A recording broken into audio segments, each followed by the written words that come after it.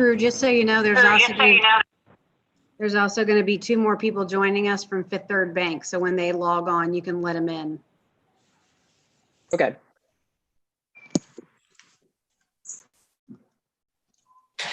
Okay, you guys want to go ahead and start the meeting? Who's moderating? Absolutely. What's that? Are you the moderator? Go ahead and start it.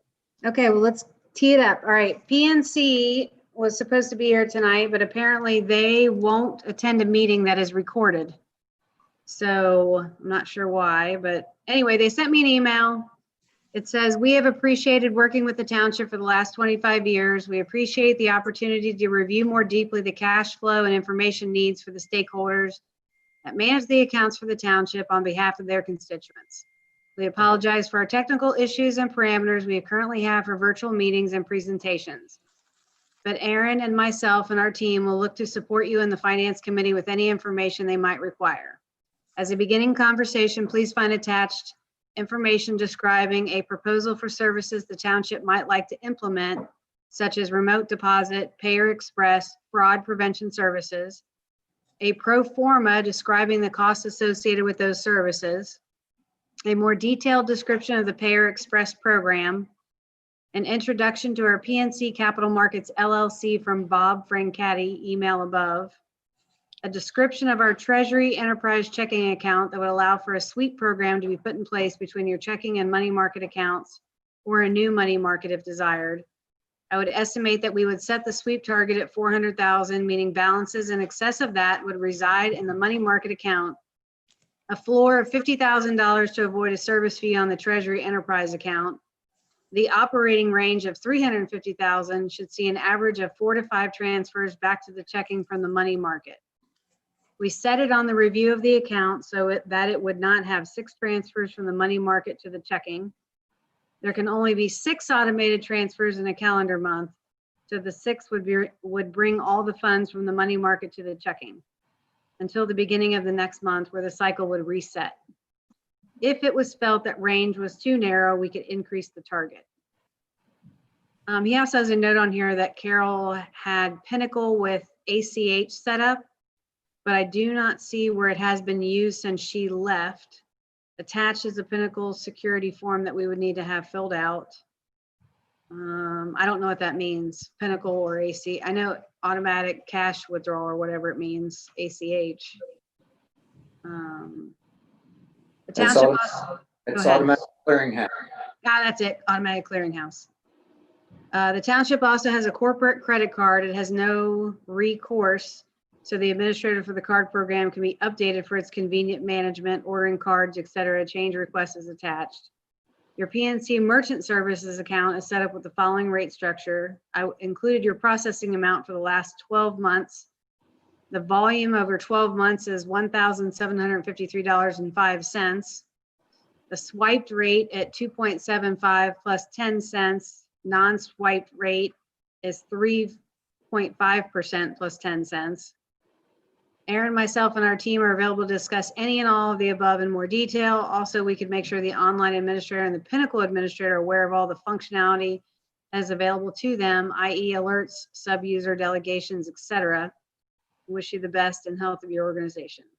So there's a bunch of attachments to this email. And what I can do tomorrow when I get back to the office is I can forward all these attachments so that everybody can see them. Because they just sent this at like a little after 5 o'clock. Okay. Did the Fifth Third people log in yet? Because they were supposed to log in at 6:30. I don't think I see them. Oh, there's Lynn.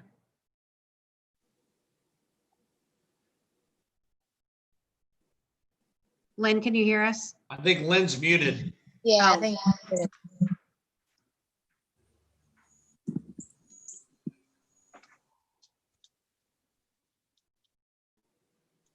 Oh, Lynn, can you hear us now? I can hear you. Can you hear me? Okay. Yep. Great. Okay. PNC didn't come tonight, but if you would like to go ahead and give a presentation on Fifth Third and kind of tell us a little bit about your bank and what kind of services you offer townships. Sure. Is Mark Tellez? I don't see him. I don't see Mark on the thing yet. He said we both agreed to sign in at like 6:29 just because we didn't want to kind of barge in. Right. Let me shoot him he says I can hear them, but he can't see them. Oh, okay.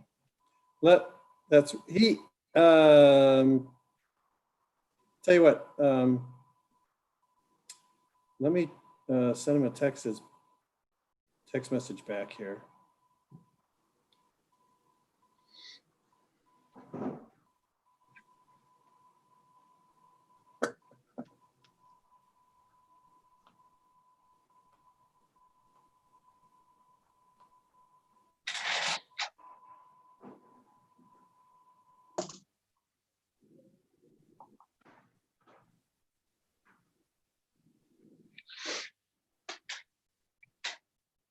Oh, I think I see it's connecting.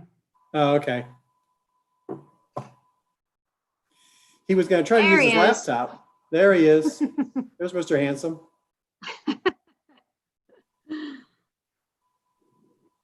Can you hear us, So- Mark?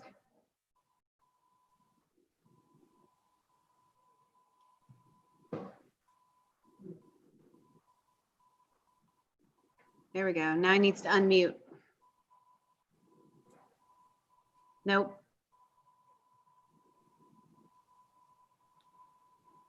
Oh, There we go. there we go. Okay.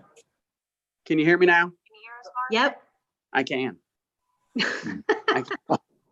Sounds This like high the old technology Verizon is commercial. Yeah. This technology is getting crazy. Can you hear me now?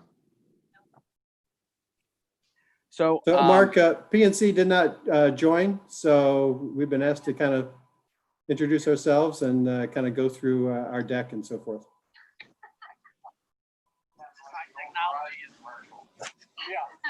This technology is getting crazy.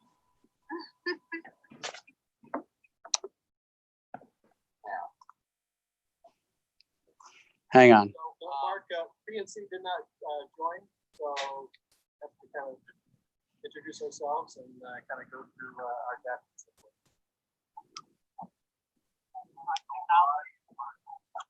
Wow.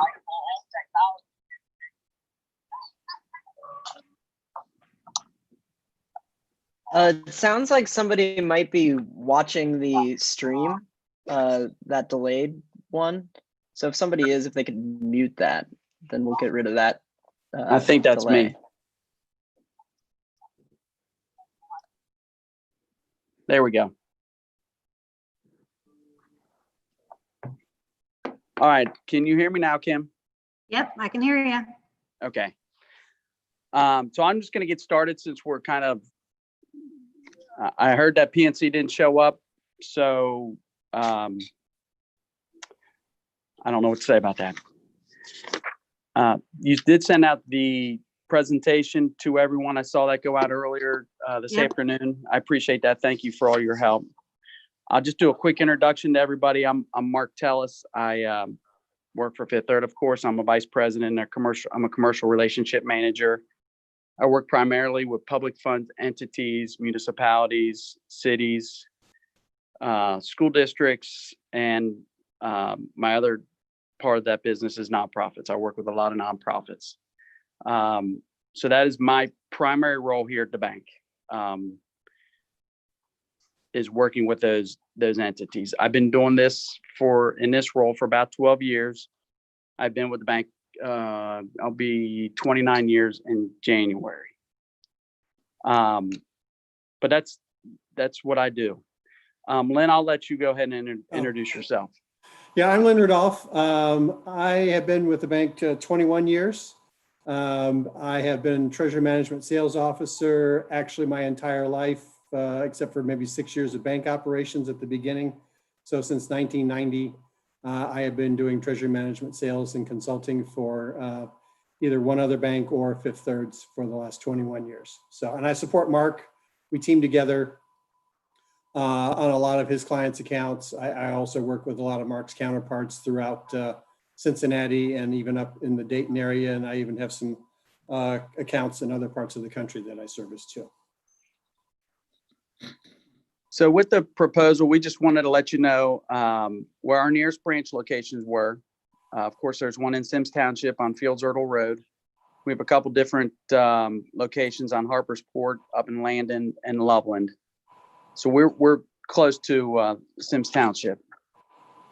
You've also got one on Level Madeira too. Is that any Kroger's? Tammy Works. No, the one that you're talking about in Symmes is at the Kroger's on Montgomery Road. The one on Fields Erdel is actually in Deerfield on the other side, but Tammy's Okay. branch is the one that's in Symmes Township. The Okay. standalone. I'll fire the person who put that slide together for me. I'm a West Sider, so I drive up there a lot. I have a lot of clients up there, but I don't make it up that way too much. So Well, the important part is there's 3 banks that are very, very close to us. that's correct. That's correct. So with that, on page 4, we always put a slide in there, in this process. I mean, at the moment, I would tell you, yeah, we have drawn up a bunch of numbers from the services and activities that we saw in your account, and from a bit of the breakdown that Mark gave me of the services you're using. But, to put together a full proposal with pricing to it, I would probably ask that we could have, at least 30 to 45 minutes of your time to kind of go through, any other services that aren't reflective on your checking statements that we received. For instance, obviously you use the banking center to deposit cash or checks, but, I don't know what you'd have in the form of cash that you deposit periodically. We need to account for that. I did hear, a little bit of the carryover from the letter that or email you were reading. We would want to do some analysis on electronic deposit so you could deposit your checks, things of that nature. So we basically put together, similar to, all of our competitors, a complete package, figure out what makes sense for you, what doesn't make sense, what makes sense at the right price, and try to kind of bundle those together to use your dollars as much as possible in your earnings credits that we give you on your accounts that are maintained at the bank. On page 5, it's just a short list of some of our services. Those are some of the basic ones. Things like, I don't know if I couldn't tell from your statements if you did any ACH origination, if you did wire transfer origination from time to time. From a reporting standpoint or a fraud standpoint, it sounds like the tail end of the conversation or the email you were reading indicated that you didn't have any fraud prevention tools in place at this moment. So we would want to sit down and do a full analysis and try to plug in, obviously, the services that make the most sense for you all. And part of that is electronic deposit manager, maybe starting fresh and getting getting more efficient. EDM is what we call that, is where you deposit your checks right at your desk, where you don't even need to go into a branch anymore. That's a nice service. Once you deposit them, you have the copies of the checks, you have the checks themselves. And that's just an easy way to keep somebody in the office, answering the phones or doing whatever else they do. It's more of a service than it helps that individual stay busy doing their job that they're supposed to be doing. I would tell you that I believe you might not do it, but I can tell you a lot of my for-profit clients have actually taken their check scanners home, and they're making their deposits, from the controller's home desktop PC, going into the Fifth Third Direct portal and using the scanner to make their deposits. I asked one of the Dayton suburban cities that I work with about that, and they kind of felt that city business needed to be conducted on city grounds. But I do have many customers that are depositing checks from their home offices. You want to go on to page Page 6 there? Or Page 5, 6, just talks about fraud prevention again. Mark and I obviously deal with fraud quite a bit.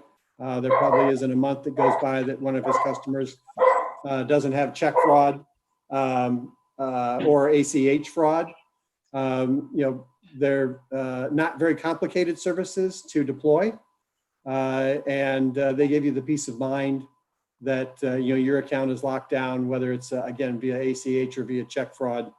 Nobody can go into a Fifth Third banking center and cash a check if we have some of those services in play. If somebody signs into Amazon and gets a hold of your account because maybe they got some type of a refund check or whatever, they came to them, they couldn't plug in a routing number and account number. When it came to you, you'd have the ability to return it to the bank that originated it at. So fraud is running rampant during this coronavirus time. We're seeing a lot of fraud that a lot of the other municipalities I work with. There's groups coming into the city that are just stealing checks and whitewashing checks and changing the amounts, changing who it's payable to. So we're seeing a lot of fraud. We're not even getting into wire fraud. That's a huge way they're trying to manipulate the system, is sending out getting the individuals at the municipalities to send out wires to bad folks that they're just manipulating the system. So fraud right now is running rampant because of the coronavirus. So have you experienced any fraud at the township in recent years? Not to my knowledge. Okay, all right. That's good. Yeah. I just to kind of pick out a few things that I normally would ask, things like payroll. Is payroll internal or is that external? It's external. We hire Paycor to do our payroll. Okay. Mhm. All right. So yeah, we partner with Paycor frequently. In fact, they're our preferred provider from that standpoint. So outside of Paycor and the direct deposits they originate, do you do any payables via ACH through the portal at your current bank, or through sending a file?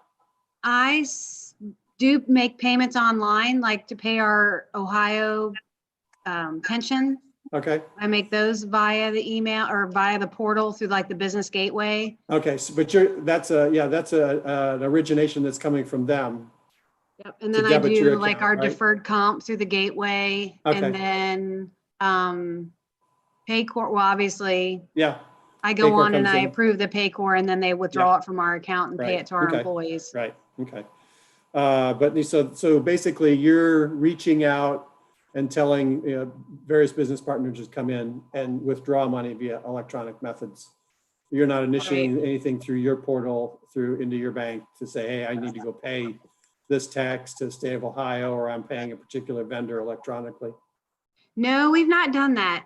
Okay. We've just been sticking with the warrants for now. Okay. All right. Yeah. All right. So 100% warrants from a payable standpoint. So, okay. All right. I mean, that's something we would certainly want to talk about. We have a lot of clients that now during this COVID process who have even kind of had challenges cutting checks or warrants, because they have to come into the office. Quite a few of them have approached us where they're doing, we're developed an ACH file. Their accounting package was able to actually put together an ACH file. Several of them, aren't that adept. And so we give them a tool within Fifth Third Direct that they can generate ACH, significant ACH payments out the door instead of cutting a check. So every less check is, one less opportunity for your account to be compromised and have some very unfun and unpleasant experiences. So any wire transfers by chance? In my time that I've been here, we've only done one. Okay. All right. Okay. So we are particularly conservative when it comes to wires. In your case, yeah, if you do them extremely infrequently, if there's one that comes up that you need to do, we probably could manage to do that manually for you, so to speak, through a live person, the person that supports Mark and I. But for our clients that do any repetitive wires 2 or 3 times a month or 2 or 3 times a day, we take a very conservative approach on that, where even if after it's been approved by a second body, we actually will call back out to the company and talk to an individual to make sure that they've been properly informed that this is a legitimate wire. We have a lot of clients that have gotten their emails compromised, and controllers think that they're getting a legitimate email from a treasurer to wire money out, and actually it's somebody that's pretending to be that person. So you'll find throughout every service we have, we're extremely conservative and careful when it comes to outgoing funds in particular. Even in the world of ACH, we have backstops in place so that if we see different transactions going on, we're going to raise our hand and try to legitimize those transactions to make sure that you're not being part of some scam or scheme. So, from a card standpoint, I think I heard that you have some type of a card program. We do. We have a Visa card. Okay. And is that used just on minor occasions? Is it a standard practice? And, you know, are there a dozen of them out there, or use it even from an aggressive standpoint for some payables and things of that nature to try to get some rebate dollars back? Most of the time, we do get rebates back on it. So we do have a rewards program, but the money's all just sitting there because we're afraid, well, we probably need to develop some guidelines on how to use it. Okay. So it's just kind of sitting there. It's, I don't know, it's maybe like $1,000 in rewards we Okay. have sitting. You've accumulated over a period of time then? Right. Okay. All right. So, and we have 2 cards and we use them sparingly, but we really typically only use them where we don't have an account. So Got we it. try to establish an account first at most of all the major businesses, like retail establishments around Right. us, like, you know, Lowe's and Home Depot and places like that. And where we don't have an account, that's where we use the card. And it's Got it. typically most of the time online. Right. So like if we have to make an online purchase. Right. Okay. All right. And is that kind of where you want to stay in that world with respect to card programs, a very conservative nature? Like that? Yeah, we don't use the card a whole lot, but I like the way Fifth Third does it versus all the other banks. Okay. Because I'm used to how you guys, I used to work up in Dayton and we had Fifth Third up there. And I Okay. like how you guys had your, everything, how it was set up. Because each of our department heads all had a credit card. Yep. And Okay. then you could set the individual limits for each department head. And then you have your overall limit. Okay. And Yep. then it would come directly right out of our checking account versus having to pay a credit card Right. payment every month. Absolutely. Yep. Nope. Yeah, that's something we would definitely want to explore. We can run an analysis on your vendor list, try to figure out, you know, what vendors, you know, would take a virtual card or even just a plastic, you know, static. There are some vendors that say, I don't want to deal with a virtual card. You know, I've had several clients, one of the larger plastics companies up in Northeastern Ohio that makes a lot of the sandboxes and mailboxes that you see out on the streets. They had a dedicated piece of plastic just for UPS and FedEx, that everything that was bought online that shipped out that day just got charged to that card, and it was the same card number and so forth. So there are a variety of strategies, but ultimately it always comes down, to taking a peek at who your vendors are and trying to do some analysis on it. Okay. We do have I would call it a pretty aggressive rebate schedule for government institutions and not-for-profits, where we basically put them into a consortium. So we probably have about 30 to 40 entities in there, whether they're schools, cities, townships, other not-for-profits. And then what we do is we add up the consortium spend, and then we look to our rebate table to say, okay, the consortium spend, was maybe $25 million, and the rebate may be 1.2%. And then whatever your spend is, if your spend was $750,000 over the course of the year, you'd get a rebate of 1.2% on that $750,000.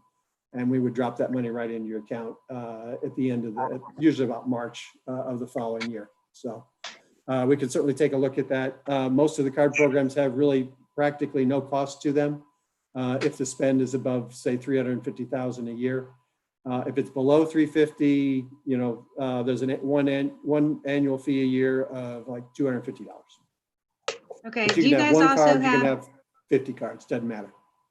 do you guys also have a credit card machine? Like we recently, I think it was about 2 years ago, we bought one of those Clover machines Okay, from PNC, and then Right. we use that. We don't have that many credit cards, honestly. I mean, that we've maybe had like 5 since I've been here.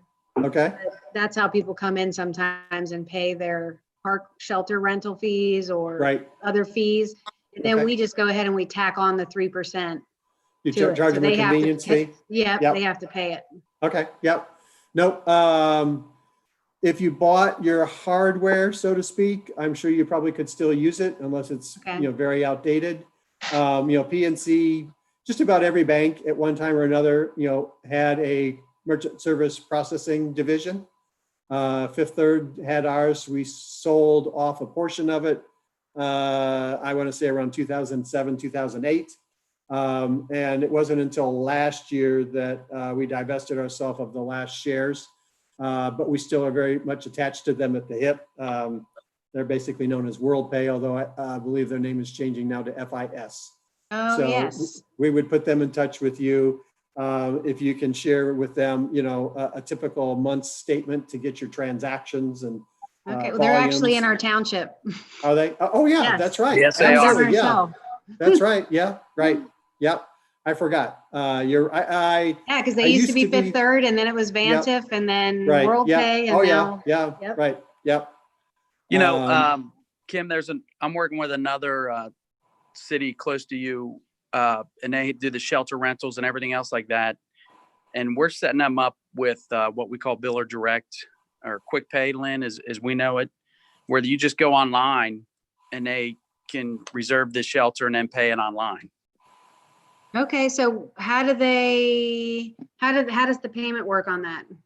I mean, do they pay the convenience fee along with that? And Yeah, then- we can incorporate it for several years, up to about, I think, 2 years ago. If you said you were charging a convenience fee between us and Vantiv or WorldPay, we kind of shied away from that because MasterCard and Visa had, some components in their processing documentation and so forth that would said it was illegal to charge a convenience fee. But that, everything changes over time. And so, yeah, we did set up a customer not too long ago, a not-for-profit, for them to be able to make donations, very simply sign in, put a link on the not-for-profit's website, takes them to, Biller Direct, as we call it. They plug in all their information and yeah, then it does apply the convenience fee. So we can do that now. That particular application can be used for one-time customers. It can be used, I have customers, manufacturers and distributors that their clients will go in and they register themselves, they get their invoices through that portal. They can select what invoices to pay, and then they have the option of paying by card or by ACH debit also. Oh, so you can do invoices too? Say like if we had our vendors email us invoices, it would go to Well, that? In this case, it would be invoices that you're generating. Oh, I for gotcha. any For entities to other pay. people. Yeah. So if I'm Okay. a manufacturer, and I make, laptops or whatever the case is, yeah, I can send normally I'm sending my invoice out via paper. A lot of my clients have been going to email to send their invoices out. But basically we can take a file in. It can be just the data around each customer's invoice, or it could be the data and a PDF document. If you want your customer to be able to look at a PDF document also. And then they go through that when they're presented with that and they sign in with their user ID and repetitive password and so forth. They select the invoices they want to pay. And then they plug in whether they're paying with a card or an ACH debit to their account. And then we send the Okay. file back to our client saying, hey, we processed this many ACH debits as well as these many credit card transactions. Here's the data back. And then our customers continually update us by sending us however often they do invoices, whether it's weekly, daily, semi-weekly, whatever the case is. So, but on the flip side though, we do have a solution that is relatively new in the last 2 years. It's basically kind of a complete payables solution where we can take and do take for some of our clients if they have invoices coming in that they need to remit payment for, whether they come in electronically or whether they come in via paper. We can take those invoices in So if they're paper, we would have them go to a lockbox. If they're electronic, we would have your business partners, vendors and suppliers sending electronically those invoices to us. And then we have software that has artificial intelligence to it that will actually look at each invoice, whether it's electronic or a paper invoice, and it will lift off invoice information, invoice numbers and things of that nature, dollar amounts that are due and so forth. And then we can feed that into a cloud-based system that you'd have the ability to go out there and make decisioning about who you're going to pay and when. It has routing to it so that you can designate that, any invoice under $100, Kim can just go ahead and pay. Any invoice 5,000 or more, it's got to go to 3 people, and it tracks, it sends it to person number 1. And if person number 1 hasn't done anything with it for 3 days, it'll send them a reminder that they need to execute on that and make a decision and so forth. On the flip side, then once we've captured all that information and you've made your decisions, then you send us one simple file, a payment file that contains, the dollar amount, the vendor ID information, invoice numbers that you're paying, and that file comes to us. We then take it upon ourselves. We will reach out and contact every vendor and supplier that you're paying and tell them, if they want payment immediately today, we can enroll them in a virtual card program, and then they'll get a virtual card payment every time thereafter. If they want payment via ACH, they'll get an ACH payment. If they still want payment the old-fashioned way in the form of a check, then we will mail out a check the following business day. And all of your payment information, addendum information that goes with that payment is passed either in the encrypted email, or it's passed in the ACH payment, or it's obviously passed on a portion of a check stub that may go out to your vendor and supplier. So basically, you would not be cutting checks off of your account anymore. We would still give you a reconciliation back, and we would debit your account electronically for each individual payment. Your payment reference number that you use now for your check sequence numbers would still keep running along in the same sequence range, except when we send you that reconciliation back, we're going to reference that payment number back to you. And then you'll have the ability to go and retrieve, if you need to, an image of a check if it's been cashed, because the checks are cut off of our account. You'll be able to get an ACH trace number, similar to a wire transfer trace number, except ACH trace number, so that you can give that to your customer and say, yes, you did get paid. Give this information to your bank, and they'll be able to track down the payment. And then if it's a card payment, you'll have trace information that the card payment was made. If they don't process the card payment, there's tracking on that so that you can reinitiate a conversation with your vendor or supplier, say, hey, you haven't processed this card transaction in the last 5 days. Do you need me to kill it and send you a new one, or are you going to process it? Things like that. Okay. So we have quite a few customers that have shifted to that over the course of since middle of March, because again, they're not finding it easy to get in the office and do a check run. They're basically generating a file. They log in remotely, generate their payment file, and we process all of the payments for them, and then they get a reconciliation back detailing how each vendor and supplier was paid. So the nice thing about that, for whatever we might put on a card program, that through that program, again, there is some measure of rebate. It's not as aggressive because of the fact that the card program, we're making the card payments, not the township on your own card program, but we do share a measure of rebate on that on a monthly basis, actually. Okay. So there's a lot of directions to go, particularly on the payables side, whether you kind of want to manage a card program, manage an ACH program yourself, or if you really want to drive more towards the efficiency side of things to say, Fifth Third, just do it all. I just want people paid. I want them to get accurate payment information, and you're out of the reconciliation business. So we can actually, there are reporting tools. If you have, did you, at the prior entity you're at, did you use some of the reporting tools for the card program? Yes. To manage limits and so forth? Yep. So if you do decide to expand your card program to where managers might have it, Anybody that's working, we have card programs for a lot of cities. So maintenance people, things of that nature. If they have a card for their particular duties, we obviously can lock down those cards.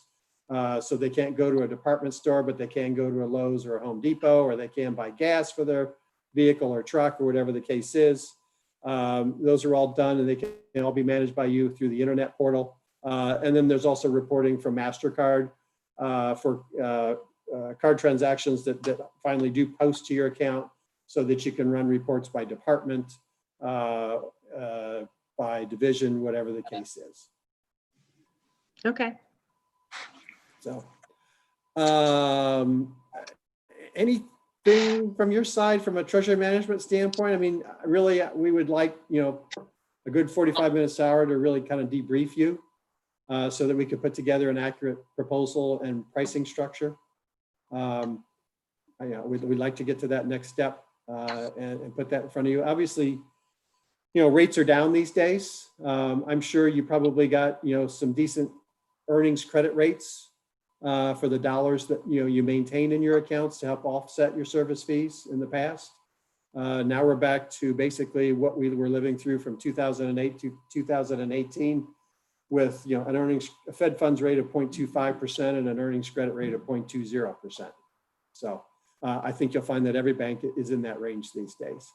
But we still like to balance out things. I know from the statements I saw, you have roughly around $3 million, I think, amongst the various accounts. The one item that we did want to call out was, as I remember, you have an operating account, and then you have, I would call maybe like a money market account. Yep. Where some of your dollars sit in. Yep. I would put it to you that we could condense those into one account. For a long time, Fifth Third has basically had what we call a hybrid account for clients, especially in the nonprofit world. But now the Federal Reserve even loosened that up around 2012 to where we can offer that to our for-profit clients. So basically what we do is, we generate, if you had $4 million in balances as an average over the course of the month, we would apply, the earnings credit rate to that. We would tally up your services and what they total to, so that, round numbers, if your earnings credits generated $800, your service total was, $600, then around the 12th of the following month, you would see a hard interest credit post to your account for that $200 credit excess. So that makes it really easy. If you have a month where you're down to $2 million and that only generates $400 in earnings credits, and you have $500 in service fees, then obviously we would apply a service charge around the 12th of the following month for the shortage. We started turning those on obviously when rates started climbing 2 years ago, to where we were up to our earnings credit rate back then was easily for townships and cities was 1.5%, depending on the balances that they carried. So they were making a lot of money in interest, covering their service fees and making a lot of money. Now it's mostly just trying to get back to breaking even, or maybe squeeze out a few dollars just so they're not wasted. So, but that allows you, just keep all your dollars in one place. I think you had a healthcare account and then a merchant service account also. Yeah, I'm not sure why we keep it separate like that.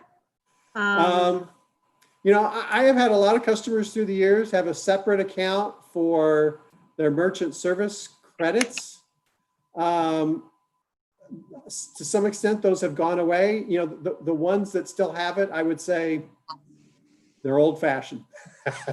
Well, we're definitely, everything we do is very old fashioned. I will say that. I know a few businesses, for instance, just to take to the old fashioned, and not say you are, but I have one or two customers still that even though they may do their payroll every other week, on a weekly basis, they will transfer, half of their payroll for the following week into their payroll account just to know that they've got it, covered.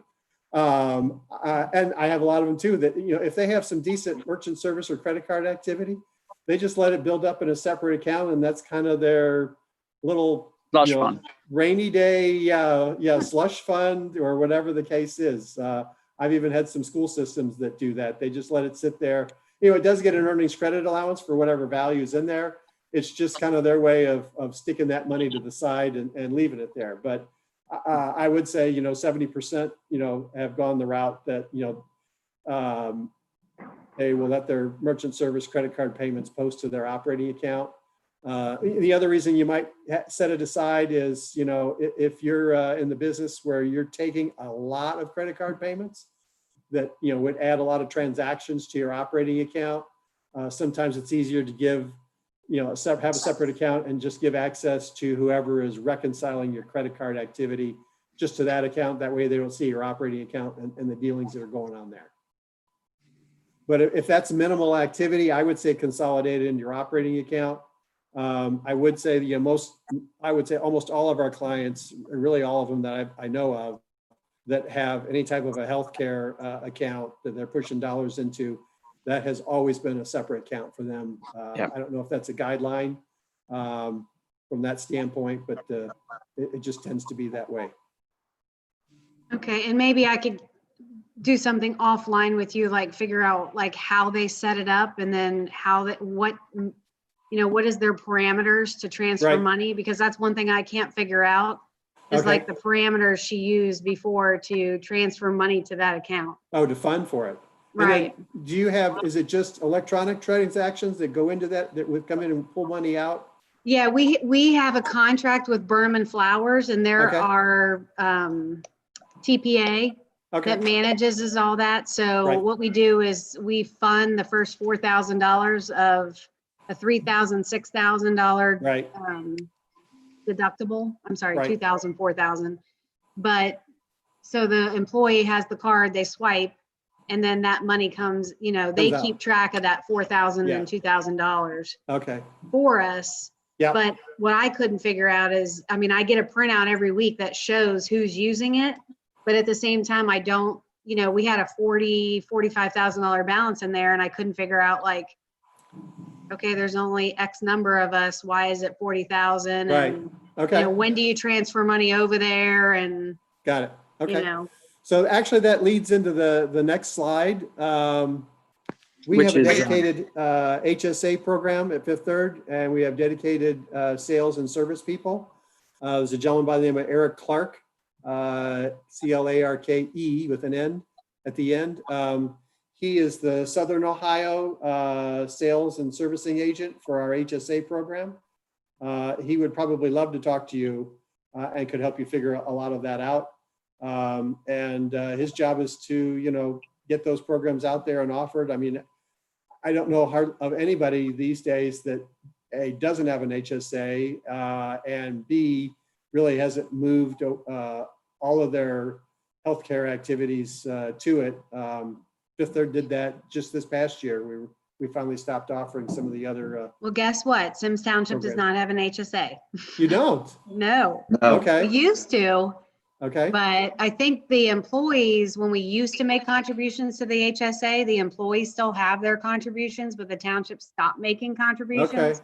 And they went to an HRA, HRA, which is the reimbursement.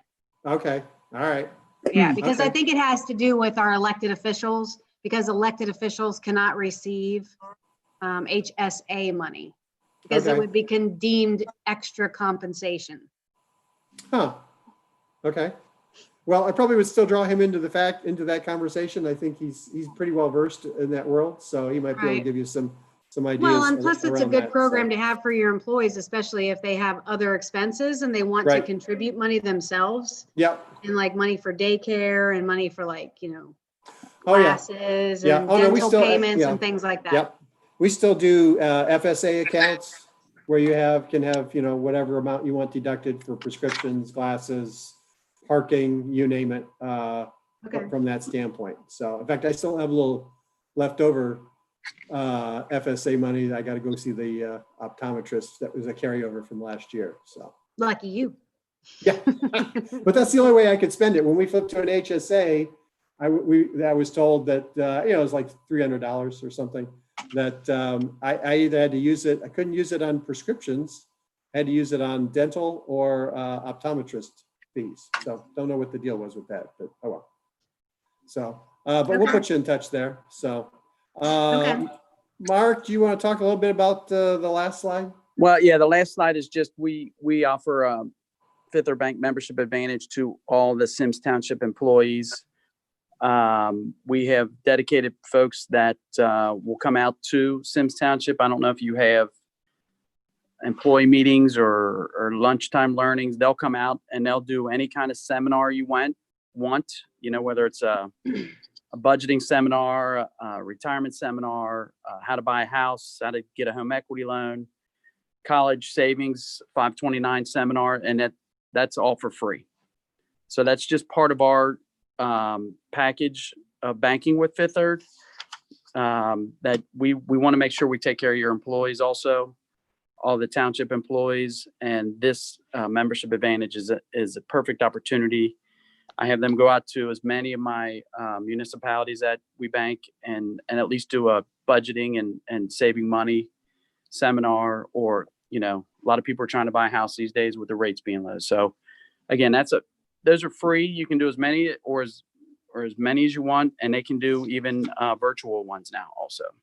So that's just a great opportunity to keep your employees happy and let them know what's going on, and making sure you know that they're part of the township and you want to take care of them. Okay. Really, that's it. I mean, we covered a lot, not more than really I was expecting. I don't know if anybody has any questions for us. I just really want to make sure we want to keep Symmes Township to make sure they're efficient. We want to make sure you're transparent, and that's with our Fifth Third portal. There can be many users on our Fifth Third portal, whether it's the fiscal officer or UKIM or anybody else that whoever's in charge of it, whoever's the administrator, can add as many users as possible. There's a lot of controls in there where if you send a payment out or transfer money, you can have one person put the payment through and then somebody else approve it. So we want to make sure there's a lot of transparency, and we want to make sure we're transparent. So that's really what we wanted to get at. And also my last one is, risk reduction.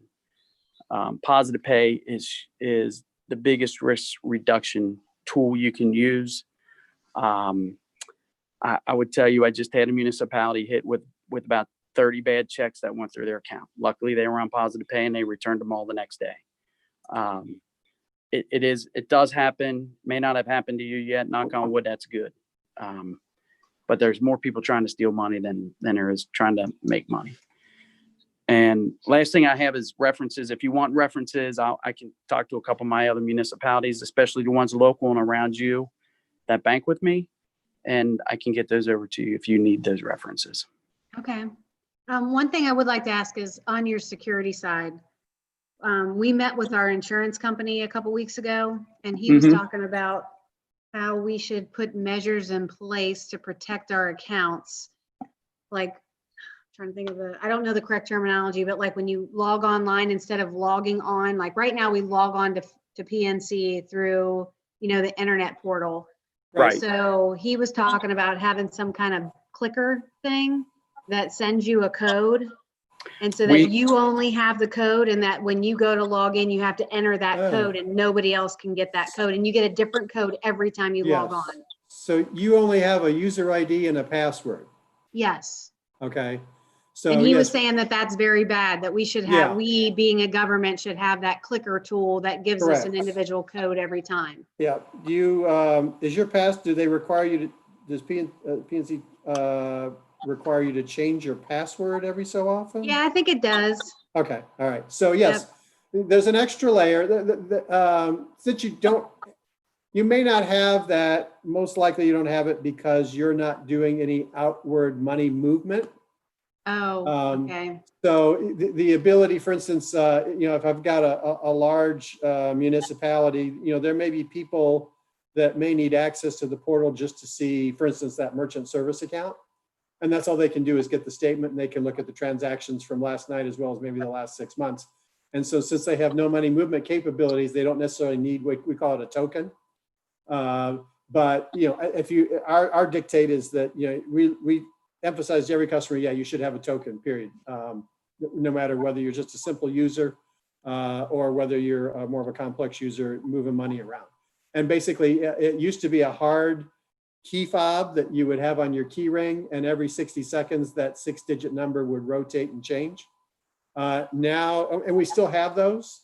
I would say 98% of our clients use what they call a soft token that just goes on your phone. In fact, Mark and I use a soft token when we go to log in from the bank from home on our home PCs or even our laptops that are bank issued. And it gives us that same digit code. It's a one-time code, and then it evaporates, and then you get a new one every 60 seconds. Yeah. Right. So that is an extra layer of security. Those came out, that whole process probably came out about 2007 or so, when people started having their user IDs and passwords compromised by clicking on a link, and they start capturing keystrokes, things of that nature. So yeah. Okay, then my next question is on the investment side. What do you, like right now, we have about $7 or $8 million with meter investments. So how do you guys compare yourselves to meter? I mean, is it the same kind of comparison, or can you do the same kind of things, or are you different? Like we had Huntington, and Huntington would only buy CDs. So I didn't know if you guys have the ability to do different things other than just buy CDs. We do have the ability to do different things, and actually I shouldn't say that. CDs may be pretty good right now, but that's typically what we don't do unless the customer requests that. Okay. We follow the Ohio Revised Code, which is treasuries, money markets, any kind of Ohio Revised Code investments that we're allowed to invest in. So, and we will do CDs, and we'll actually go out to other banks and get other bank CDs. We'll go out to other banks and say, hey, what are you paying on $1 million for 30 days? And we'll buy those CDs and get them for you. But we do have individuals here at the bank that will do that for you. Do you have commercial paper investments? We do. Okay. We do. That's not, I'm going to say we have an individual for everything we do. I'm kind of the quarterback. So if you would ever have a need for anything, you reach out to me. I get a hold of Lynn, or I get a hold of my investment rep. So we have different people for different things, but I'm like the quarterback. So I'm always the one in charge of getting the ball downfield with, whether it's Lynn on the treasury management side, one of my investment reps on the investment side, even working with Beth Kraft over at WorldPay, and I have a Paycor, Lorinda Benzer at Paycor, so I work with at Paycor. So if you had an issue with any of those, even Paycor, you could reach out to me, and I would call my contact over at Paycor and say, hey, what's going on at Symmes? Let's get them fixed and let's get them up and running, or WorldPay. But I would have an investment rep contact, if you want that at some point. I've looked at some of your past meetings, and Meter, I know, is fairly new. I think maybe in August. I went back to I think it's been about a year now that we've had them. I've done a little due diligence looking back on that. So, we'd love to take a look at that at some point. The sooner the better. But at this moment, I was really more concerned about the banking, but the investments is a great option for us also. Right. And then what did you tell me?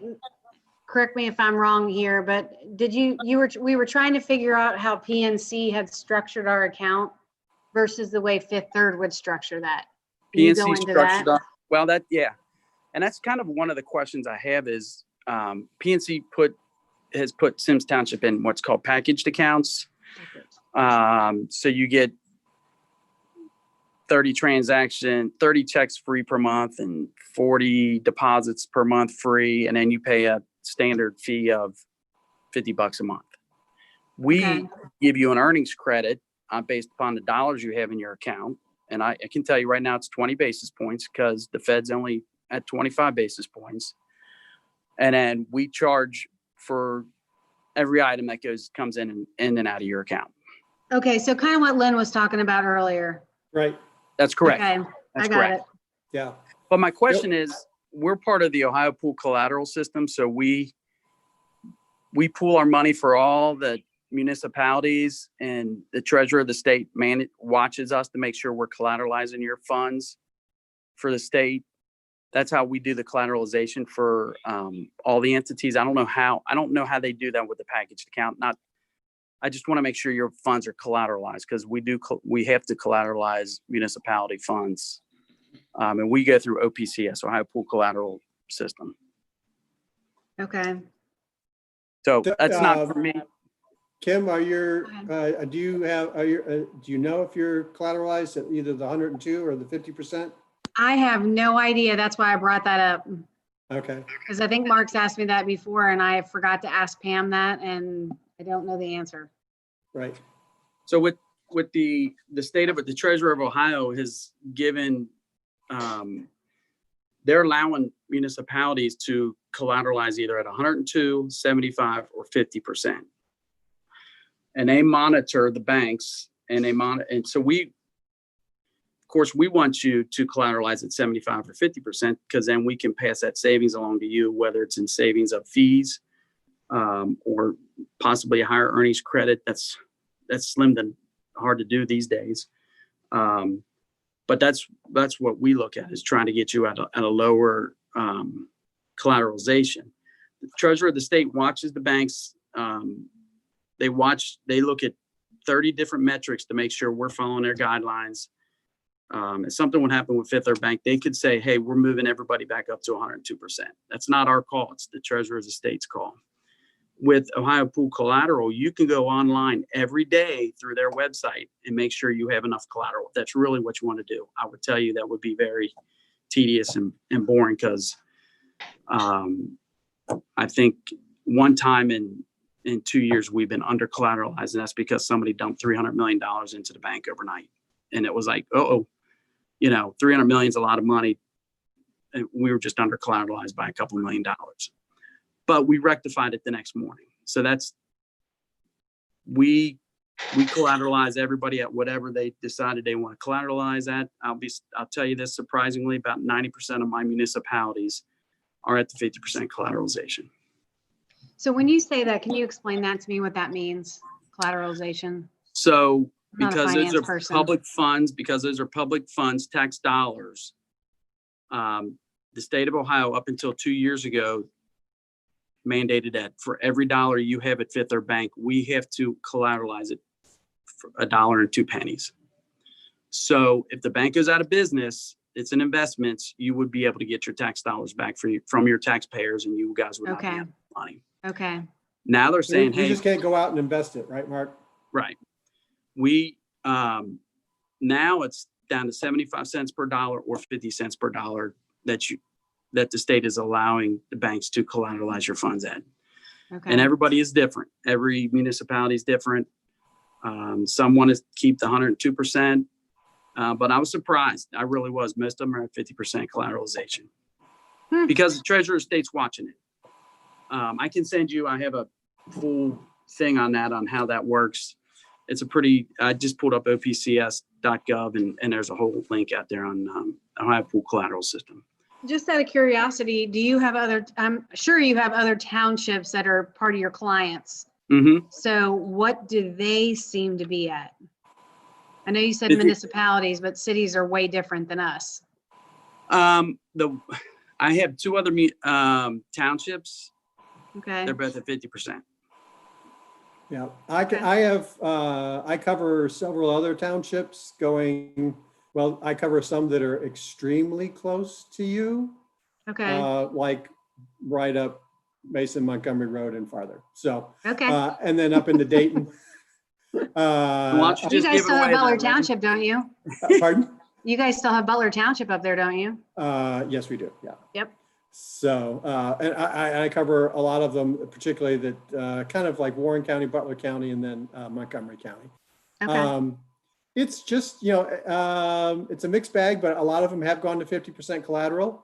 And especially, when rates were really good, when we had a Fed funds rate of 2.5%, if we have to keep 102% of your money on deposit, so to speak, and we can't invest it, we tend to be not as generous with the earnings credit rate that we give you on that $3 or $4 million that's in your account, because we can't do anything with it except keep it in our wallet.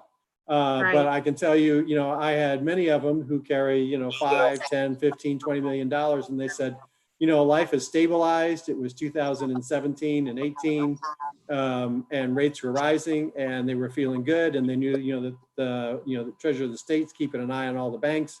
And so in exchange for going to 50% collateralization, we bumped up their earnings credit rate on that $5 or $10 million.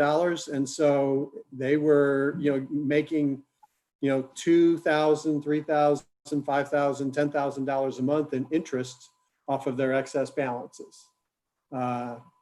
So it was a win-win for them. They felt safe and secure still, but we were able to give them a little bit better rates on the monies that just sit naturally in their account. Now we're back to, again, 0.20%, but it still helps us out if you're only at 50 or 75%. But if you want to be 102% and you want to be extremely conservative, I have several school systems that are still 102%, and they intend to stay that way. The board is that conservative. So Okay. Kim, I can send you the, I actually just printed it out. It's called the Ohio Pool Collateral System. Okay. I'll scan it and send it into you after the meeting, Okay. just so you have that on file. Something, I don't know. I couldn't tell from the packaged accounts how your money is collateralized.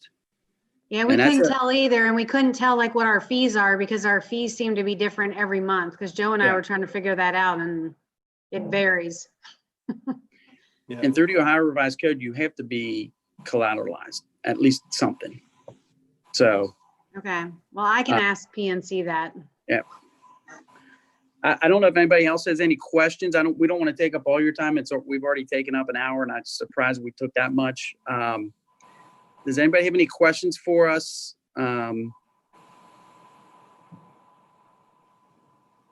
Anybody? Okay, well, thanks. No. We appreciate your time. Thank you. Yes. All right, Thank you thank very you. much. Take care. All right, bye. Thanks. Joe, do you want to go through your list? I had down there, I brought it, I think we talked a little bit about it earlier about the bylaws, stipulations. I don't know what the board members, the members of the committee want to do about what they specify in there about electing a chair and a vice chair. And if you want it to be more formal than what it's been, and, we've only had a couple of meetings. But I kind of would want your ideas on what your thoughts are on that, the committee members. Does anybody feel like we need to be more formal? Like, do you guys want to elect officers and that person runs the meeting, or are you happy with the way we're doing it now? I think it's fine the way it is. Okay. Yeah, I would agree with that. Everybody's. I would agree with that also. Okay. Okay. Yeah, I guess I would turn it back to you, Joe and Kim, and say, are you getting what you need from the finance committee, or do you think it would help you if we had more of a unified voice on some things or took more control and ownership? If not, I'm with the other guys. I'm comfortable with the way things are, but I want to make sure we're working for you. Well, when I've had questions, I've asked you at previous meetings, and that satisfied me. I mean, when I need direction on something and I think you ought to be included, I'm more than happy to do that. So I'm okay with it the way it is. Yeah. Okay. On, I just wanted to, if you don't know already, with the CARES Act, we received, I think, 199,000. Yeah, 199,000. And Kim has ideas on, we're limited what we can spend that money on because it has to be COVID related in some way. And because dissemination of information coming out of the township can be part of that, it will enable us to update, which we're, I think, in the process of doing already, our communications abilities as far as meetings go, new sound system, new video system. And like we had trouble at the last trustee meeting with internet capability or equipment over at the safety center. So we can address that and improve that also. If we don't use the money, we have to send it back, I think, by December. Yep. Is that what it We was? have to encumber it by October 15th. Yeah. So we might as well. And then I think a very nice benefit to upgrades in being able to tape and video the meetings with newer, better equipment is that we'll pretty much save a bundle every year on what we pay others to do that for us. I think that it's over $80,000, I think. So that would be a savings for us. So if any of you know anything else we should be looking at with the CARES Fund Monday, certainly speak up. Kim said we may be getting an additional check. The $199,000 that we received was through the county. Yep, it's through Hamilton County's federal allocation. Yeah. And so we may get one directly from the state. Is that true? Yep, through House Bill 481. Yeah. Kim, question, the money that the 199,000, is it very specific what we can use it on, or? Oh, yeah. Yeah. There are so many parameters on it. The one thing that I thought we could use it for is, like Joe said, we can use it to upgrade any of our audio or visual so that we can make meetings, make it easier on the residents to access us during our meetings. We can also use it to, remember how I talked about at one point in time enclosing our front area? Because right now when you walk in, it's wide open. We just got a quote from Ryan's All Glass, and we can use the money to pay for that enclosure in the front. So that would give us our security that we were looking for, but then it'll also give us protection, and the consumer protection, as they come in the building and then we're talking to them. So the other thing it can be used for is to reimburse us for cleaning supplies and reimburse us for all the signs that we've had to buy because of COVID-19. Can you also use the money for emergency vehicles? No, but we can use it to buy the Lucas device that we approved at our last meeting. So we can use it for that. Just one other suggestion or idea. I don't know, with all of the parks when we've had to close off equipment and we're trying to do social distancing, do we have any ability to add park or playground equipment in any of our parks as a way to do that, or no? No, we can use the money to clean it. Like if we want to take it and hire a company to come in and clean and sanitize all the equipment, we can use it for that. Okay, but we can't buy any new equipment. Nope, we can, it's very limited. I mean, what they said is you can use it to pay for anybody who's been relocated in their job. So say before we had all the guys cleaning, but we were short, so we had to send maybe me or Luann out to clean. We could reallocate our money that would have come out of the general fund. We can use it to pay back, but neither of us had to ever do that. So we can buy cleaning equipment. Yeah, we could buy cleaning equipment. Yep. So do we need any like hoses or anything that gets attached to our snow plows that we could say it's cleaning or anything like that? Well, we could look into it. Yeah. How close, Kim, are you to identifying $199,000 worth of? Oh, we're not going to come anywhere close to that. I mean, the Lucas device is going to be like 15,000. The glass up front is only going to be like 3,000. The cleaning supplies, we're probably hitting around $5,000 to $6,000 with all our cleaning supplies. So is that 15, 18, 24,000? I mean, I'm only up to about 25,000 so far. Okay, well, now what about our first responders? Are we getting reimbursed for any of their extra stuff, PPE? No, because we don't see the bill for that. Well, that's a question. I mean, Can't that be submitted to us? But we're not directly billed for the overtime. That's the problem. Because our contract just automatically covers all of it. You know how we do that blended rate now with the sheriff's office? And then we never have seen the overtime for for OTS people.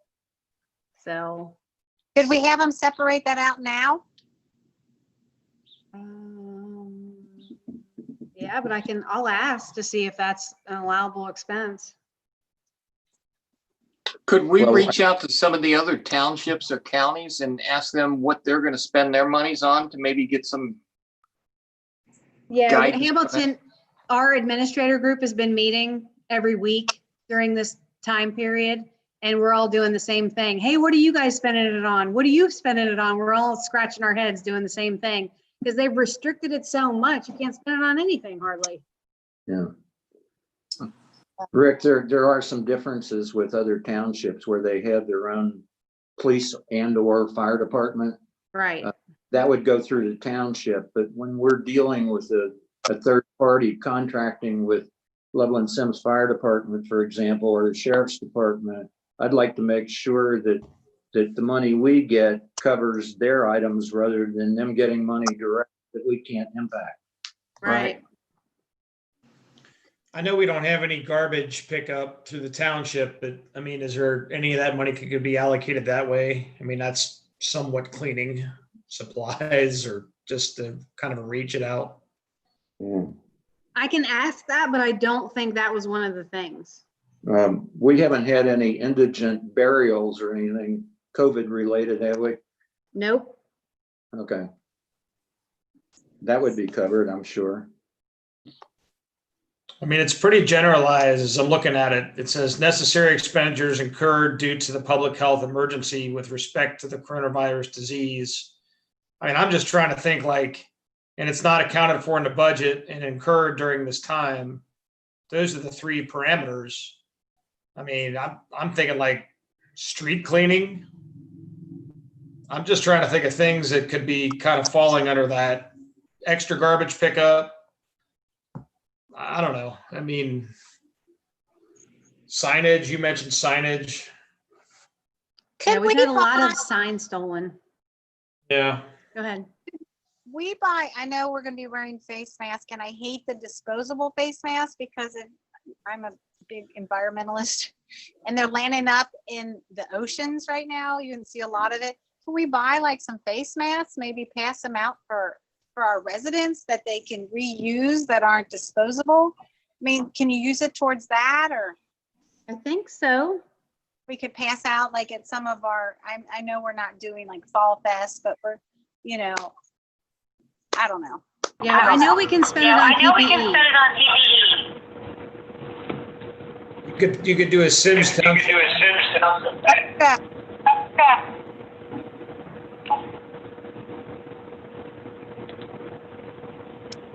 I bet that would be. At least and buy it for our. They have this township one. I'm getting a lot of feedback. I'll turn off.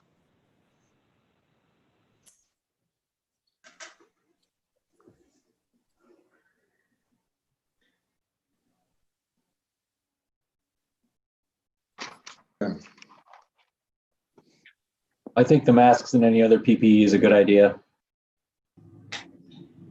Okay.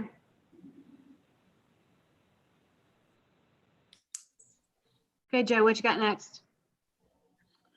I just wanted to announce that the treasurer has canceled all training sessions for people like me, new fiscal officers and other training throughout 2020. So there are no training sessions. So we still somewhat fly by the seat of my pants. One thing they did do, the Ohio Auditor's Office on their CPIM credits online, they restricted those trainings to experienced fiscal officers, and they changed that. So they'll now allow newbies like me to go online, do the training programs and be credited for it. So that's at least something. And probably before the end of the year, maybe they'll come up with other virtual trainings. But otherwise, there's nothing we can go to for that. on our conversion to the UAN accounting system that ties in with the state auditor, it seems like an impossible task to get it accomplished. We've been trying, but UAN will not accept a conversion over to the new system until you can dot every I and cross every T. And we have unknowns in our previous records, like 3 funds that we don't have any good idea what they're for or where the money came from that's in them. And UAN will not let you simply transfer those over. We have the issue of the $100 and some thousand that were over in the general fund and under in the lighting district fund. And it's not a simple matter of moving the money out of the general fund into the lighting district fund, because I know you questioned that, Ken, on one of your emails. Yeah, I wanted to know why you couldn't advance it. When It's too late to advance it. I'm sorry. It's too late because we paid those bills in 2017. So that would have been the correct time period to advance it. Okay. So what we were in, I was in, I had a conversation with Chris McCoy, who's he's a liaison with the auditor's office, to try to help us facilitate a movement out of the current archaic system we have to the UAN system. And he basically said he can't help us. He suggested that we get a legal opinion from our legal guy, so that when we do make the move, because we're going to get dinged for this at the next audit, but he suggested if we have a legal ruling from our representative, that would excuse whatever steps we have to take to correct these issues. So there's no easy way to do it. Kim and I were discussing it today. I would like to have switched to that system as soon as possible, but it looks like the more prudent thing to do would be to finish off the year with the archaic one we're dealing with. And then we simply take the end of the year balances in each fund and move them into the appropriate funds in the new system. So I have to have a conversation with UAN on that. We were just talking about that today to make sure that that's going to be an easier way to do it. But so that's where we are on UAN. We've been trying, but I don't think it's going to happen anytime soon. Joe, I don't really follow the connection of why we're concerned about getting dinged in an audit from transitioning to I'm the not system. concerned. Okay. Yeah, I'm not concerned about, they're probably going to ding us on a lot of things. Like one of the things that we've been dinged on in the past, and it's one of the things that I have on the agenda here, is on the 2 previous biennial audits, the township has been criticized for not having a records retention plan developed and on hand and available to the public. I don't know that we've ever had one. If we have, I've never been able to find it. But to accomplish that, we have to inventory all the records that we have, which we're in the process of doing now. Those records go back decades and decades and decades. And we can't get rid of any of them until we do that, because most of them could be trashed. They're of no value. They're not necessary anymore, but you cannot do it until you inventory them, send in that list to the Historical Society, get the approval to dispose of them, and then dispose of them. And then we can have an effective, workable records retention program that satisfies the state auditor's office and satisfies any questions we have on records that we keep. So Joe, I have a lot of experience with Ohio Public Records Law. I've written many policies. I've worked with the Historical Society and done destructions, etc. Yeah. So if you need some help with that, you could just let me know and I'll be happy to help you. Super. That's great, Jen. Yeah, I'll take advantage of it. Thank you. I don't know what we have lighting assessments here. Was that just the? We just covered that when you just talked about the Yeah, 131,000. we have to get it back again. I talked with Ryan. Yeah, Ryan Holiday. He's the liaison between the auditor and various townships and entities like that. And he's trying to accumulate additional information to facilitate introduction of Faber's bill that he's trying to get through the state Senate and Congress, addressing some of the deficiencies in the laws that govern what happens with fiscal officers especially, and the mess that's left on many occasions. We're not the only ones.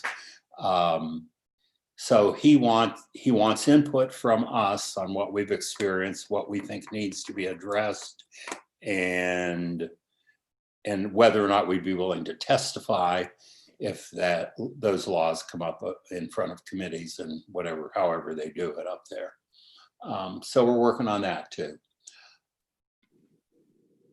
We had a public records request that I want to read you. The request is for all documentation associated with each warrant issued, including but not limited to warrant stub, purchase orders, blanket purchase orders, proposals, quotes from vendors, any communications regarding purchase, warrant release documents, etc., from April 1st through June 30th. And this request is from our previous fiscal officer. I thought it was rather amusing because I have two public document requests that I made from her that were well over a year, and I never did get them.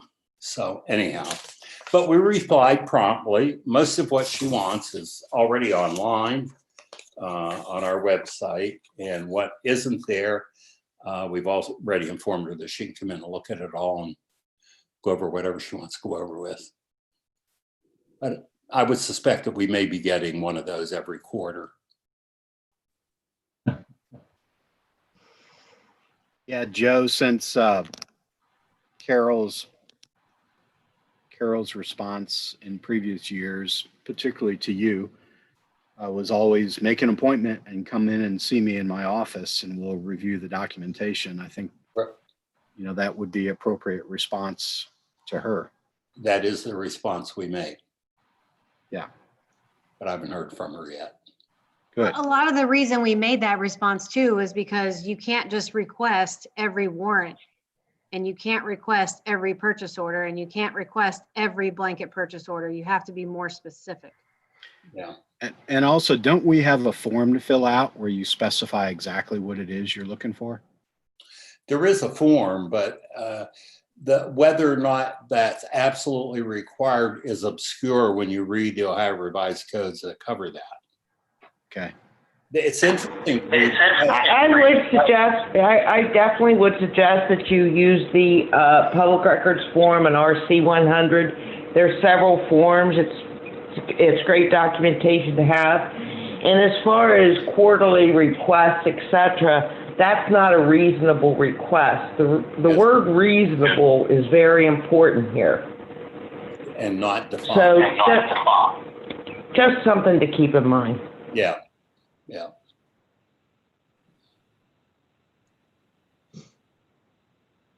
Joe, you could also even run it by, the township legal department or lawyer and see. I think we need to talk about that. That wasn't on the agenda. Yeah. Okay. Kim, you want to bring it up? Oh, sure. We found out the other day. Go ahead. Sorry, Kim. My battery's starting to die, so if I just cut off all of a sudden, it's because my battery's dying and I have to go in and charge it, okay? Okay. I didn't want you to think that I just cut out. All right. We received word a couple weeks ago that Kevin McDonough, who is our current legal or law director, he is quitting wood and lamping, and he basically is going to focus on being a judge. He is a part-time judge in Butler County for the Westchester area, and he is just going to focus his time on doing that. So we will be getting Jeff Forbes, who is with wood and lamping. I have worked with Jeff Forbes before when I worked in Madeira. He was our law director down there. So I think we're in good hands. But I did tell him that we would renew his contract from August until the end of the year, and then he would have to prove himself, you know, over the next 5 months, and then we would see what would happen from there.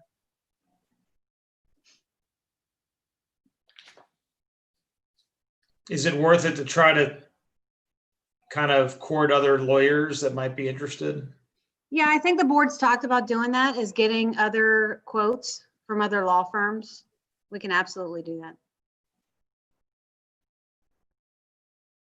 I think we need a pit bull. Well, I did express that to him. How would you characterize him, Kim, then, as a pit bull or not? I think he can be what he needs to be at the time. So, and I mean, I pretty much told him, hey, we need somebody to stand up for the township. We need somebody to defend the board. We need somebody to defend the employees. We need somebody who's not afraid, you know, to say what they need to say and not just sit back and watch. But then there's times when you need to sit back and watch. Just depends on the situation. So I just told him that he needs to assert himself and be more proactive versus reactive. I've seen him be both. So. Okay. Yeah, Jeff Forbes has filled in for other law director, you know, as they come and they go. Right. He's appeared for a month or 2 or 3, and then he gets replaced by the next, you know, permanent law director. Right. He is a partner with their firm, just so you know. I Not think just he's an almost, associate. I think he's Which means almost- he's busy. He has a lot on his plate, and that was always Yeah. my impression. Well, Yep. I thought he was almost like managing partner in the sense that he was finding people to take on what he was doing for us so he could get out and do other things. Right. I almost think this might be a great opportunity for us to put this out on the street by the end of the year and just see who's out there. I can tell you that I have a friend who is a very good attorney who would be, I'm sure, interested in giving a presentation for his services. Okay. And he's highly involved with townships and cities in our area. Yeah. I can reach out to him if you would want me to and see, but I don't want to do that unless, you know, unless you would want me to. I don't want to, I guess I don't really know the procedure of how you'd want him to be solicited or vice versa. So I think if it's something we decide to do, we'd have to publicly advertise it. right. Yeah. And that gives you license to talk with him directly. Yeah. I mean, I wouldn't want to reach out to him unless it was the proper way to do it, I guess is my point. Okay. Well, let's see what we get in the next month or so out of Jeff Forbes. Because we pretty much got a contract with him through the end of this year. Right. And I think, I'll make sure I'm not on mute. I think generally their contract has been pretty affordable, I guess, if that relates to consultant attorneys. But, you know, by comparison, I think it's very affordable. But we've had different attorneys over the years that I've been involved in. I think we've had, with some folks, we've had good coverage. They're both professional, but also a bulldog, and they anticipated issues. They would bring things to our attention sometimes months in advance. The contract we currently have with wood lamping, is there a renewable clause in it, an automatic renewal? No. No. I mean, it's August, virtually August now. I mean, if we're gonna go out with a request for proposal, we should probably get that rolling now. So we have some time to take a look at some candidates before the end of the year, before we have to make a decision. Yeah. Wouldn't that make better sense? Yeah, I Yeah, don't the- disagree with that. And also, I mean, it'd be nice to time it with the end of the year, but we could always extend wooden lamping on a month-to-month basis if need be. True. I can tell you the person that I'm thinking of, I think would probably give you the services that you need. I'll just put it that way. I don't want to see too much more than that. So I've known this person and their firm for 20 years. They do a lot of townships. You may even know who I'm referring to, but I would highly recommend them. Is he doing townships now? Yes, Okay, and he's in attendance at township meetings? absolutely. Okay, that may create conflicts when multiple townships meet on the same night. So I think we're looking for an agency that can supply the need, and then we want the best person in that agency that we can get. Like I said, I'll reach out to him if you want me to. And I'm not going to do it until you would want me to. I'm not going to step on anybody's toes. I think perhaps we owe, Kim's already talked with Jeff Forbes at Wooden Lamping. I think we ought to give him the month of August, let him come out here and be involved in a meeting, maybe talk with us in executive session or something, find out, we can amplify what Kim's already told them. And if they can cover it, okay, we'll consider it, but we'll also consider other agencies as well. And at that point in time, I think we could open it up to whoever you have in mind. Okay, just let me know. Okay. What do you think about that, Kim? That'll be fine. Can we talk with Jeff when he comes out? Yeah, we can schedule executive session. Is that a reason we're potentially hiring somebody or something? Yeah, it's personnel. Okay. Okay.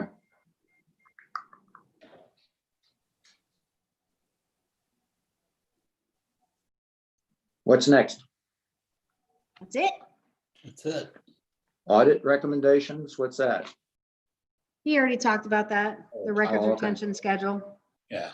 Okay. Hey, Kim and Joe, before we depart, I wanted to get your guys' thoughts. I mean, you guys have been working with PNC, and what are your thoughts on what Fifth Third presented tonight? And what are your thoughts about moving forward with which bank and why?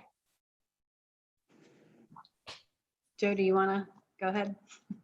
No, because I haven't worked with Fifth Third before, and you have.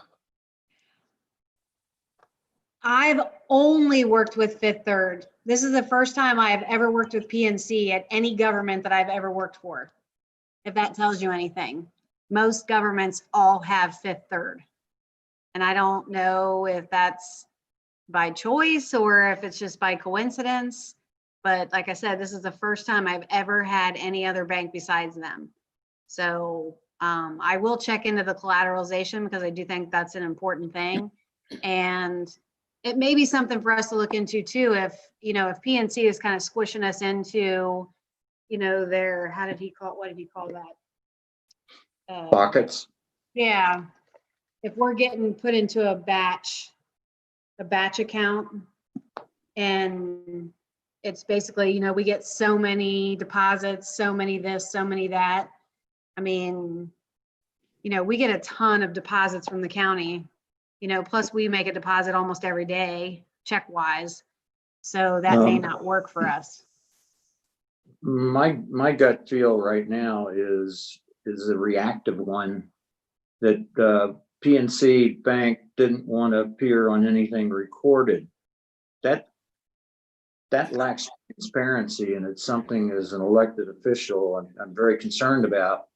Albeit, I don't know what they would have presented. They're not going to present their rates and so on, are they? I mean, that's a competitive piece of information. I just have an uneasiness that they're unwilling to come and talk with us. I agree with that as well.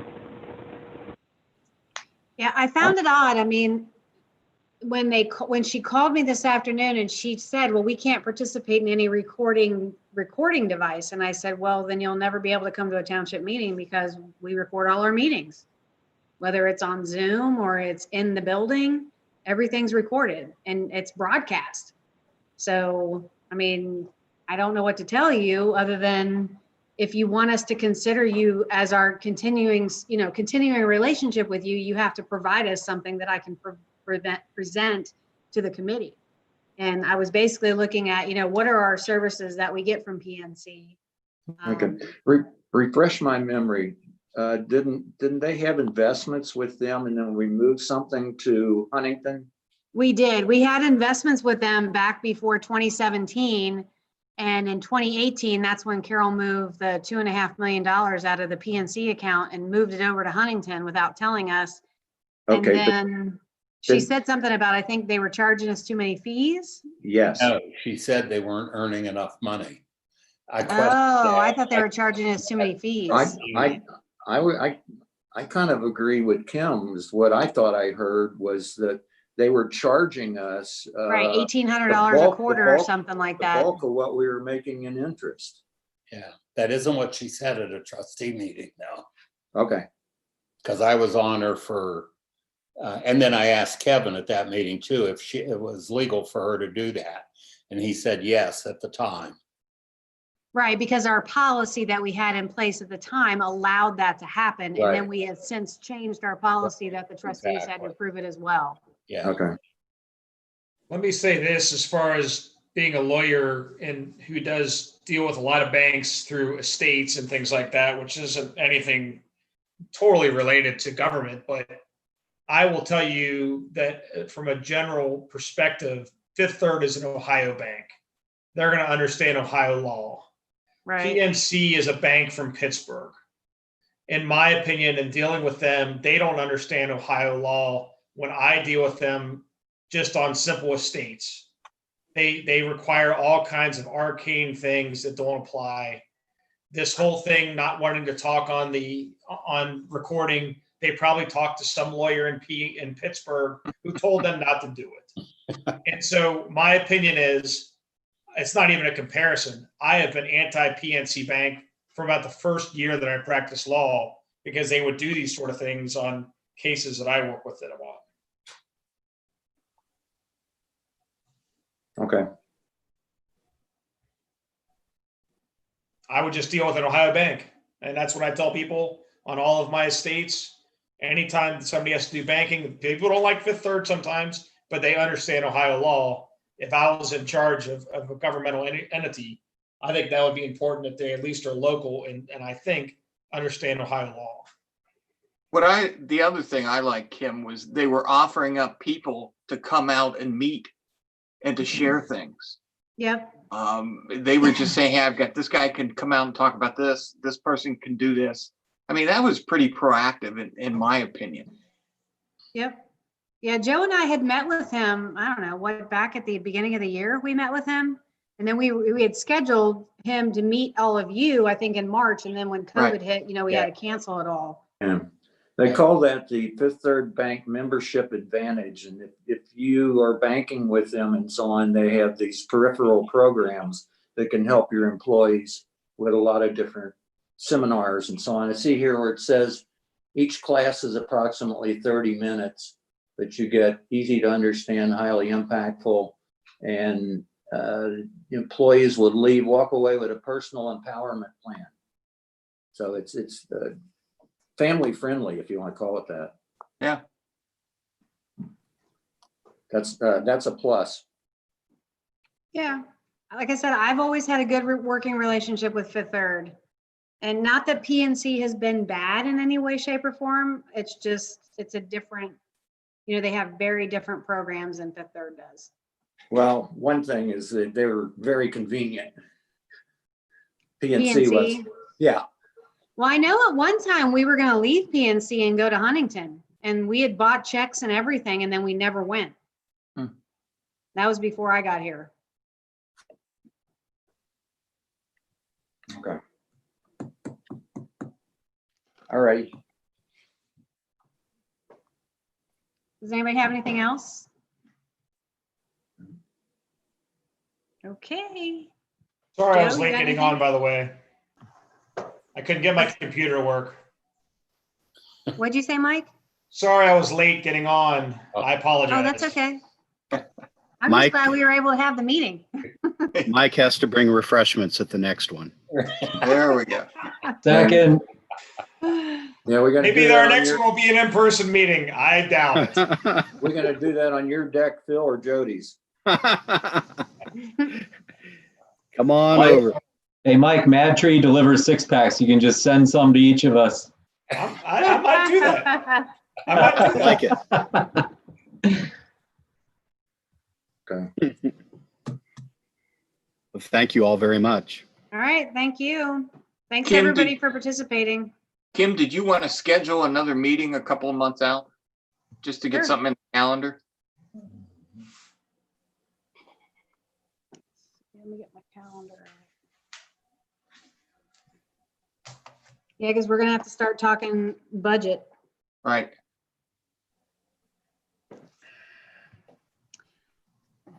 Okay. Well, let's see, we put the preliminary 2021 in, right? Yes. Okay.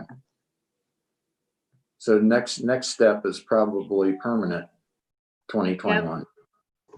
Yeah, I would like to have our permanent one in place by the end of December. 2 months. So you want to meet in September?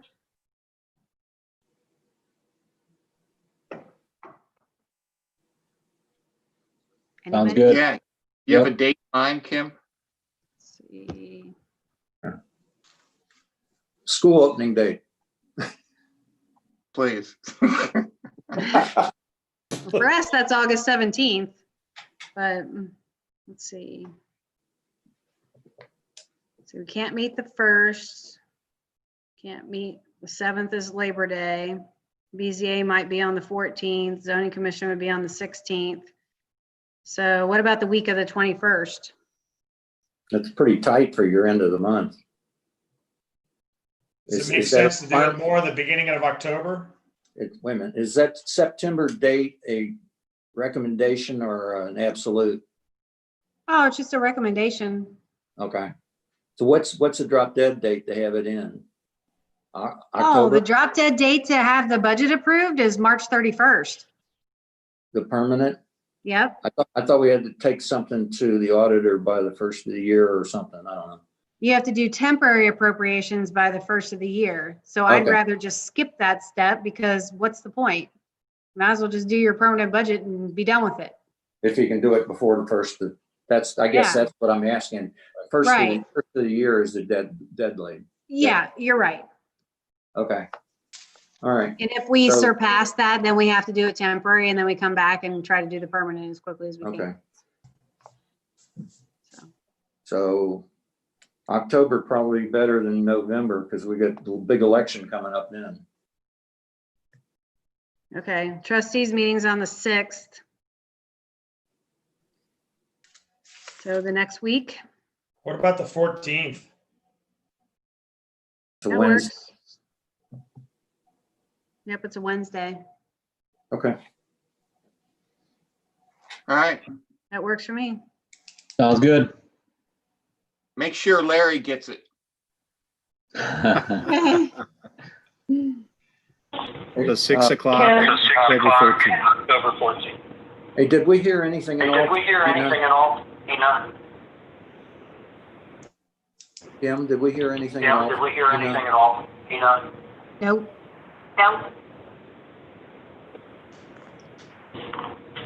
Okay.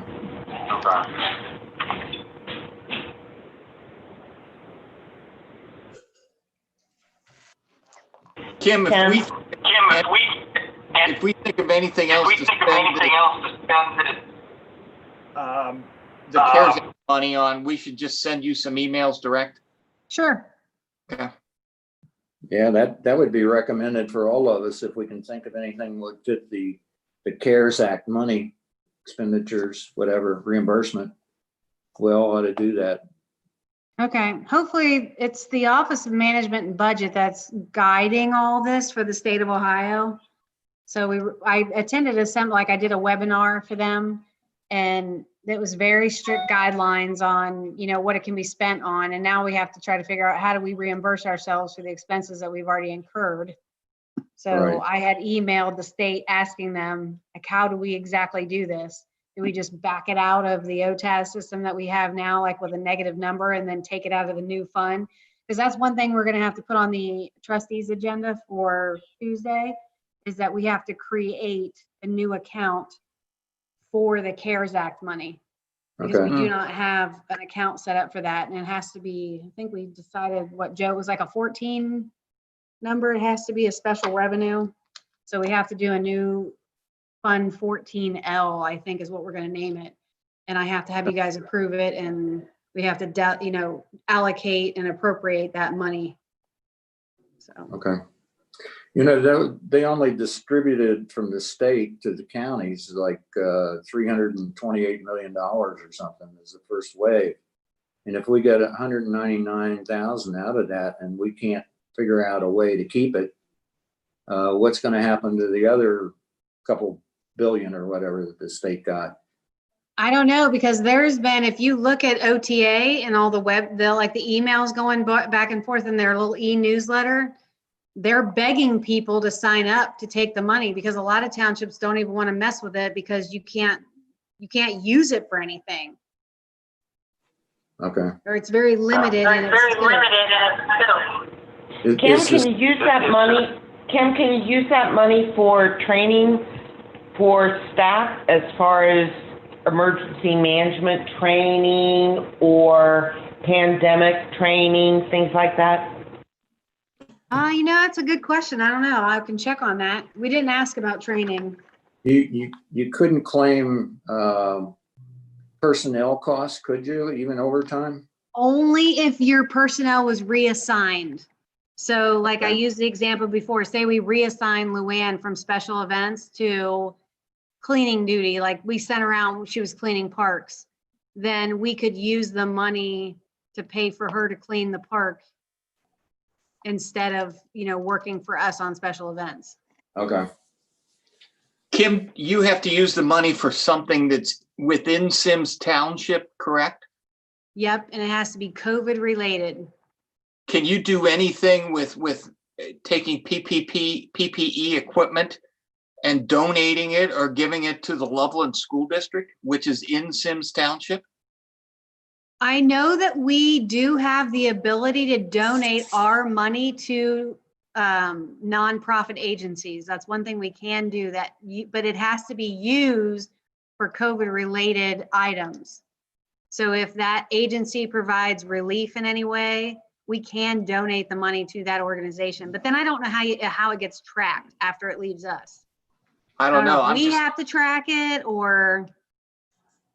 Well, I know Loveland School District just got $360,000. And wow. they've got, they're using some for a consulting company come in, help them design how to best roll out school. But that makes sense. Yeah. So I think it's a company out of Dayton. They're spending like $66,000 of the money, but they're going to be needing a lot of PPE equipment. And if the rule says we have to use it within the township and the school is within the township, is that allowable?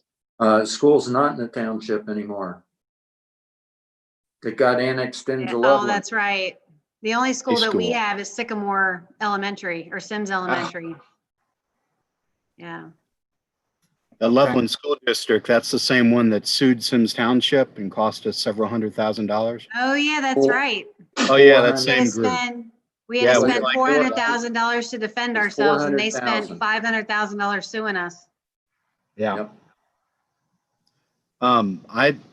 Since we don't have any special events, I'd vote, let's let Luann be full-time, whatever it's called, on her timesheet, and she can go around and do whatever she needs to do so we can push her costs onto this and get reimbursed. Yeah, she could be Mrs. COVID Right, coordinator or something. right. And she She can could put, meet with the what's the term, tax-free exempt organizations and so on, and help them get PPE. or she can oversee things going on in the parks for cleanup, or she can put a little write-up in every e-newsletter we push out monthly that talks about COVID, safety, Yeah. fact of She the could- month or whatever. She Okay, could write off her mileage too, so that she could, right, okay. I'm sorry, that's a little tongue in cheek. Just think like, what about new garbage, cans, new stuff around the parks? I don't think it's things that are related to cleanup. You could also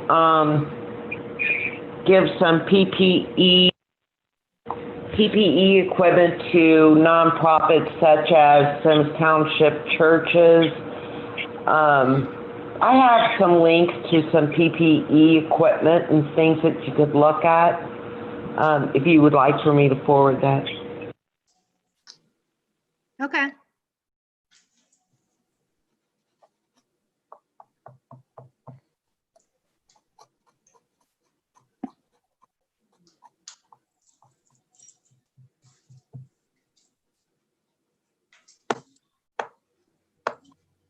All right, anybody else? All righty, people. Thanks. Thanks a lot for Thank you. participating. Everybody. Have a good evening.